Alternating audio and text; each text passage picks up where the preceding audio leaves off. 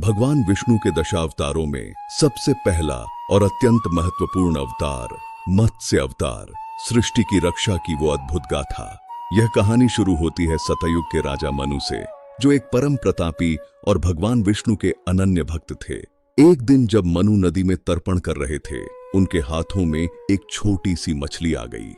उसने बड़ी दीनता से अपनी रक्षा की गुहार लगाई। दयालु राजा ने उस नन्ही मछली को अपने कमंडल में रख लिया ताकि बड़ी मछलियां उसे खा न सकें। लेकिन चमत्कार हुआ। रातों रात वह मछली इतनी बड़ी हो गई कि कमंडल उसके लिए छोटा पड्डी एच गया। राजा ने उसे एक बड़े मटके और फिर एक हौज में डाला, पर वह पल भर में ही उनसे भी बड़ी हो गई। सरोवर भी छोटा पड्डने लगा। वह मछली अब साधारण जीव नहीं लग रही थी। राजा मनु आश्चर्यचकित थे। अंततः राजा ने उसे नदी में छोड़ा, पर कुछ ही पलों में मछली ने पूरी नदी को भी छोटा कर दिया। जब राजा ने उसे समुद्र में डाला, तब उस विशालकाय मछली ने अपना वास्तविक स्वरूप प्रकट किया। वह साक्षात भगवान विष्णु थे।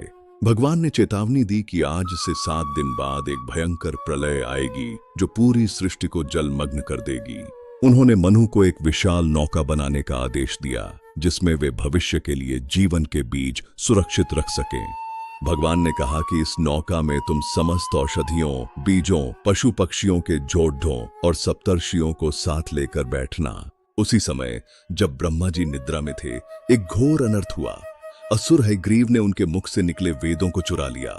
हयग्रीव ने वेदों को चुराकर समुद्र की गहराइयों में छिपा दिया ताकि आने वाली नई दुनिया ज्ञान विहीन रहे।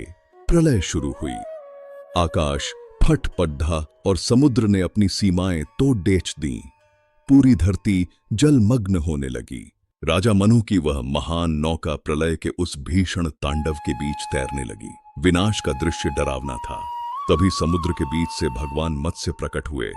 उनके माथे पर एक विशाल सींग था जो आशा की किरण था। भगवान के आदेशानुसार नागराज वासुकी को रस्सी बनाकर उस नौका को मत्स्य के सींग से बांध दिया गया। भयंकर तूफानों और भंवरों के बीच भगवान स्वयं उस नौका के पथ प्रदर्शक बने। उन्होंने मानवता को डूबने से बचाया। नाव को सुरक्षित छोड़ ढाकर भगवान वेदों की खोज में समुद्र की अनंत गहराइयों में उतरे, जहां हयग्रीव छिपा था। भगवान मत्स्य और हयग्रीव के बीच एक भयानक युद्ध हुआ। बुराई कितनी भी शक्तिशाली क्यों न हो, सत्य के सामने उसे झुकना ही पड़ा। भगवान ने असुर का वध किया और पवित्र वेदों को मुक्त कराया ताकि आने वाली सृष्टि ज्ञान के प्रकाश से वंचित न रहे। वेदों को ब्रह्मा जी को सौंप दिया गया, जिससे धर्म और मर्यादा की रक्षा सुनिश्चित हुई। ज्ञान की विजय हुई। धीरे धीरे प्रलय का जल कम होने लगा। विनाश के बाद अब एक नए आरंभ की प्रतीक्षा थी। चारों ओर शांति छा गई। भगवान मत्स्य ने उस नौका को सुरक्षित रूप से हिमालय की चोटियों पर पहुंचाया। वह स्थान मानवता का नया पालना बना। वहां भगवान ने मनु और अर्षियों को आत्मज्ञान और नई दुनिया को बसाने की शिक्षा दी। यही ज्ञान मत्स्य पुराण का आधार बना। मत्स्य अवतार हमें सिखाता है कि ईश्वर विनाश के बीच भी संरक्षण का मार्ग खोज लेते हैं। वे जीवन के रक्षक हैं।